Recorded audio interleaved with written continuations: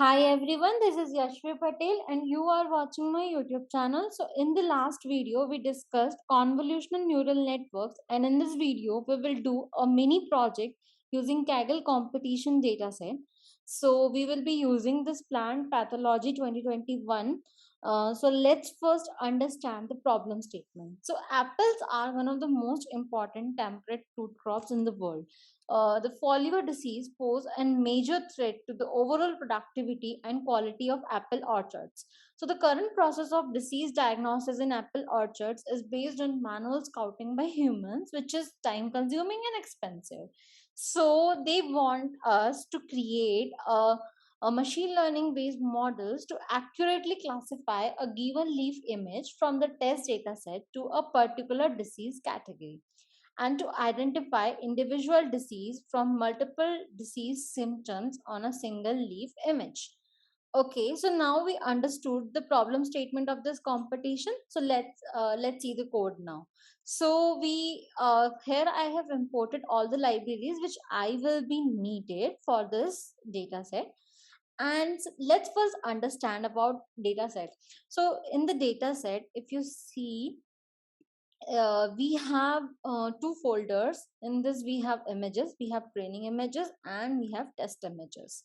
In the test data set we have only three images, and in the train data set we have 18,632 images. And we have one train.csv in which the first column is image and the second column is labels. In the image we have image id, and in the labels we have its labels, like it is a scab, it's a frog eye leaf spot, complex or healthy or rust, and so on. So we have five main labels.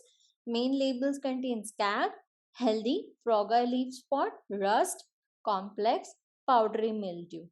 And we also have multiple labels like scab and frog eye leaf spot, scab and frog eye leaf spot and complex.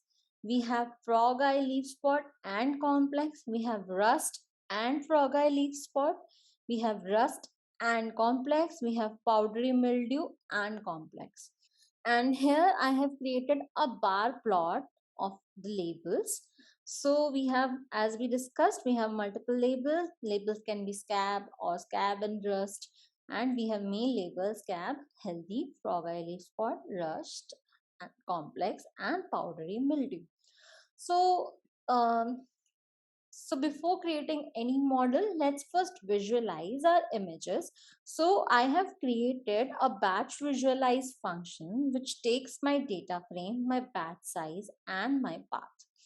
So first I am taking my sample df, that batch size I put on. Um image names, labels, and I am reading the image, converting its color from BGR to RGB, and using plot.imshow image, adding title and axis and plot.show. Now we are calling this batch visualize function, which takes three parameters: df train, batch size, train image path, and you can see the leaves images. So this is the rust image, this is healthy, which is very clean leaf, and this is scab, frog eye, leaf spot.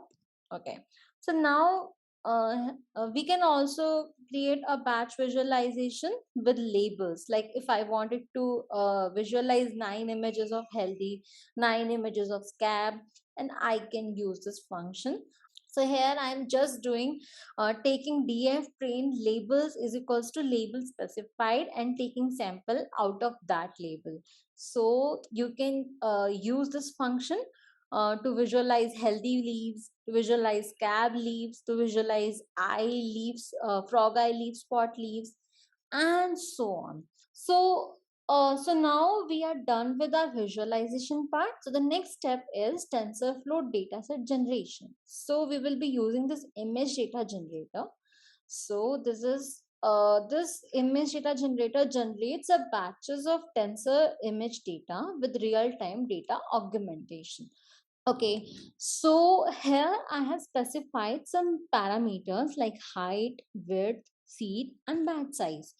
And now I am creating my image data generator, and in the arguments I am passing rescale because my image pixel values are from 0 to 255. I want it in between 0 to 1. So I am normalizing it, and you can say I am rescaling it with to 0 to 1. So rescale is equals to 1 divided by 255. Rotation range and my width shift range, height shift range, and I wanted to flip it horizontally. So horizontal flip true, validation split 0 0.2, 80-20 ratio, zoom range 0 0.2, shear range 0 0.2, vertical flip false. I don't want vertical flip. You can also take it true and experiment it, and you can accordingly create a model, best performing model. And now I created my train data gen. Now I can create my train data set using this train data gen. So train data gen dot flow from data frame. Here I need to pass my data frame df train and my directory of the images, x column and y column. X column is image, y column is labels, target size, class mode categorical, batch size equals to batch size I defined here, subset training shuffle true, seed is equals to seed I defined here 45, validate file names, that is false. And the next is validation dataset, same as the train dataset.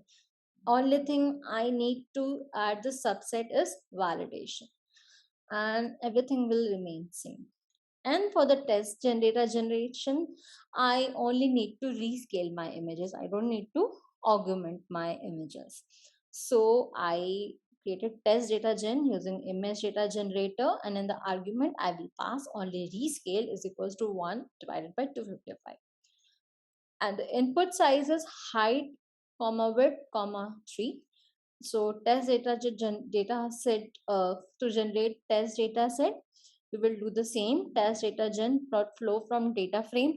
In the arguments I will pass df test, directory of the test data set, I mean test images, x column and y column none, class mode none, target sizes, input size column 2. So we created our test training data set, validation data set, and the test data set. And if you wanted more information about this, you can refer here. And so now the next step is model. So we will be, as we said, we will be using convolutional neural network that we learned in the previous video. So here I am creating a model sequential, model equals to sequential. I am adding one convolution layer with 32 comma 3 by 3. My activation function relu, padding same, input shape is height comma width comma 3.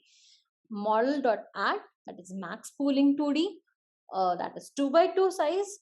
Model add convolution 2D, again I am adding 64 comma 3 by 3, activation relu, padding same, and then I am adding another max pooling layer, another convolution layer, another max pooling layer, then another convolution layer, then another max pooling layer, and then I am adding a flatten layer, and then final layer is my dense layer with activation function softmax. So after creating all this, now I can compile my model with Adam optimizer with loss function categorical cross entropy and with the matrix accuracy, and we can see the model summary that we did everything right. Like we can verify our layers, convolution 2D, then max pooling, then convolution 2D1, then max pooling 2D1, and so on. So and here I have adding my checkpoints so that I can save my model checkpoint, and then finally I am fitting my model. So I am using model.fit generator, train dataset, validation dataset, epochs 5. You can add more epochs. For the simplicity, I have added only 5 epochs, steps per epoch, train dataset, that samples, that is one divided by 128 validation steps and callbacks, adding all these parameters, and then I am training my model. So then you can see my validation loss 1.78, validation accuracy 0.2769, and accuracy, training data set accuracy 0.24, and validation accuracy 0.27, and it's increasing. And finally we got 0.53 and all. And then the final step is we can predict uh, using the train data set dot class indices dot items. I can see my all the classes, and I can apply this model dot predict on test data set, and you can see this prediction outputs. I need to pick the argmax of this array. So I will be using np.argmax, and in the argument I will pass my predict and axis -1, and I will get my prediction disease indices, that is 6, 6 and 0. You can see the 6 is this rust and complex. And this is it for today. In today's video, we created a very simple model using convolutional neural network. And in the next video, we will learn about different techniques of image augmentations. And yeah, if you like these videos, then please do like, share, and subscribe to my YouTube channel. Until then, bye bye.